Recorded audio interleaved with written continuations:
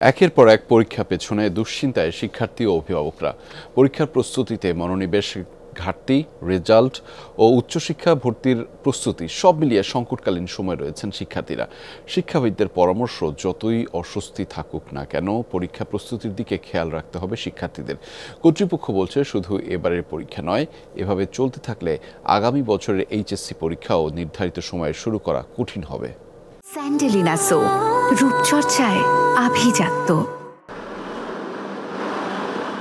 মাহি ভুইয়া এবারের এইচএসসি পরীক্ষার একজন পরীক্ষার্থী।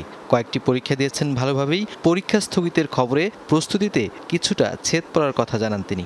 আগে যেরকম প্রথম পরীক্ষা চলছিল, রানিংয়ে পড়া হচ্ছিল, সব কিছু হচ্ছিল ভালোভাবে।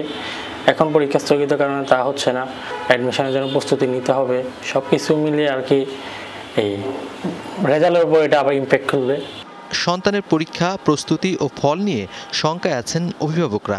যেভাবে কন্টিনিউ করে তারা পরীক্ষাটা দেওয়া শুরু করেছিল, এখন কিন্তু সেই প্রস্তুতিটা একটু এলোমেলো হয়ে গেছে। পরীক্ষাটা আবারও শুরু হয়, আমি মনে করি আগের মতো সে অবস্থানটা তাদের থাকবে না। বিশেষ করে যারা মেধাবী, তাদের একটু রেজাল্ট খারাপ হতে পারে।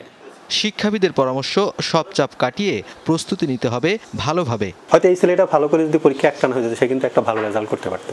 কিন্তু এই মাঝখানের এই অস্থিরতার জন্য, এই থামিয়ে দেওয়ার জন্য ও কিন্তু হয়তো দেখা গেছে যে কাঙ্ক্ষিত রেজাল্টটা সেটা সে করতে পারবে না। ইউনিভার্সিটি ভর্তি পরীক্ষা যেগুলো আছে সেগুলো আস্তে আস্তে পিছাতে থাকবে। মেডিকেলের ভর্তি, বুয়েটের ভর্তি, সমস্ত কিছু জায়গার মধ্যে এক ধরনের ব্যাকলগ তৈরি হবে। ওরা যে কাজটা করা উচিত, যে তারা রেগুলার পড়াশোনা যেটা আছে সেটাই তারা করবে, এবং এতে করে তাদের যখনই পরীক্ষা শুরু হোক তখন তারা পরীক্ষা দিবে।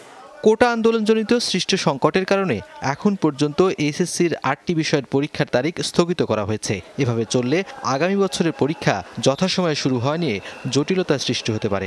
আমরা যেহেতু বলছি যে আমাদের পরীক্ষা শেষে আমরা 60 দিনের মধ্যে রেজাল্ট দেব, তাতে করে তাদের উচ্চশিক্ষায় ভর্তি তো ওখানে হওয়ার সুযোগ আছে।